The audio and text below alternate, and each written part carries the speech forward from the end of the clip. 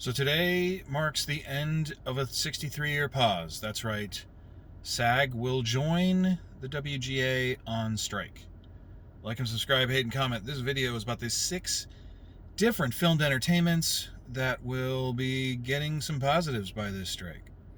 So what does this mean? Well, the Writers Guild of America is already on strike, which has basically paused all the late night shows and writing for new shows. It didn't stop necessarily production on filmed entertainment with scripts. It's just that you couldn't make any changes to them.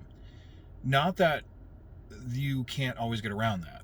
Season 2 of Star Trek The Next Generation was famous for literally just taking scripts from the original series and Phase 2 and just plopping them in so that they could get around the writers' strike in the 80s.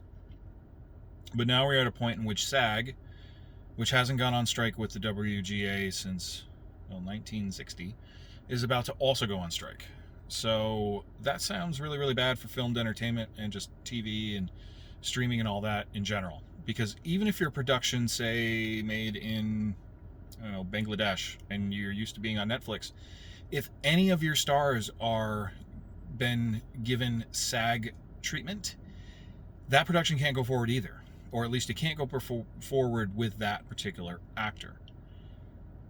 So who benefits? Well, first off, the easy answer is reality TV, but it's really going to be the D-list all-stars, because remember, it's going to be a lot of pressure on actors who are writers as well to not do either one. While technically, again, reality shows are not considered protected under either union, you're going to look like a serious level dick if you're going to be in a constant member of a reality show. But what you will see is the last writer strike, you had Lizard Lick and the Pawn Stars ripoff from Detroit and one from the Bayou, and you'll see that kind of D-list reality show come back. Yes, you will see the Kathy Griffins of the world pop up in their revival series, and they don't cost a lot of money necessarily to produce. And yeah, you might see the 7th version of a spin-off of the Kardashians. The last writer strike had Khloe and Kourtney in Miami and some other show. But yeah, mostly it's going to be the D-list all-stars. Now, sport leagues will also get a benefit, but probably not the ones you think. So you got to clear up with content, and sports are pretty easy to film and get on TV and streaming. But it's not going to benefit the NFL. The NFL is as tapped out as you can possibly be. The schedule is already planned. Major League Baseball probably doesn't get a bump, and surprisingly, Major League Soccer won't, because it has that exclusive deal with Apple TV. But and even though it does have the ability to show some of their games on other broadcasters, I don't know if there's enough of a get to, at this point, to get them, unless this is a seriously protracted strike. Now, what will get the benefit will be the NHL and the NBA. They're already reeling from Bally Sports going bankrupt, and in certain markets it didn't affect it at all, but in certain markets it definitely affected. Now you have all of these more available entities that will be desperate for content, and they will probably negotiate a deal. But where the biggest boost is going to happen is in some of these minor sports.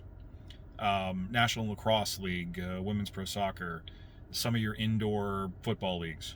They are going to need to show content, and while they probably won't make a ton of money, they will get a lot more exposure. Same thing with golf and tennis. Some of the the non-majors might get a boost up, especially with the end of the season. And again, you need content. These are things that you could show in the middle of the afternoon. Now, game shows could pick up as well, but again, some of them are going to be under writer rules, and some of them are going to be under certain celebrity rules. So I would say the game shows that have characters in prime time. Now, you're probably not going to have a host who has a strong connection as an actor to Hollywood, and there's only so much Steve Harvey that can go around. Seacrest is going to be taking over Wheel of Fortune, and Strahan or Alec Baldwin, I don't think you're going to have them host anything anytime soon. But some of your sport personalities, this is where an Aaron Rodgers type could become the host. And you need some content. They are relatively cheap to make. You have a whole plethora of old shows from the 70s and 80s. You could quickly repackage, get them out by November or December. And if you want to have celebrities, well, you can't use actors, you can use pro wrestlers, you can use athletes. You could use, NFL moms versus their kids. They did that on Family Feud. You could do women wrestlers versus male wrestlers. You can do newscasters. They're also going to get a big boost because, again, you need content.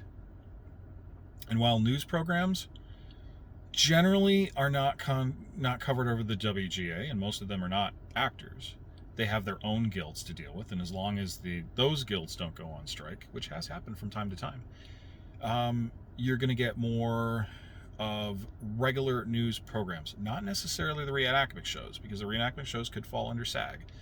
Or at the very least, if you're one of those actors, you don't want to be put on film because you might get blackballed going forward.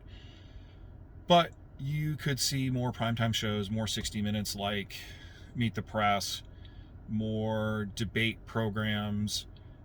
You could see more presidential characters.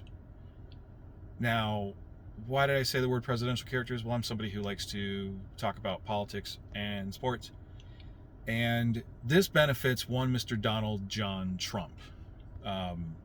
One, because it's not like all of the filmed entertainment is going to be producing a lot more new content. Now, some of it, of course, is in the can, and you can take all the swipes that you want at him, but now that that's in the can, and now you need news broadcasts to show stuff, Donald Trump made bank for them back in 2016, and yeah, they'll probably put him on a lot more. Now, it could have the benefit of some of the also-rans. Ron DeSantis looks like an also-ran right now. He's the only also-ran with 10% or more.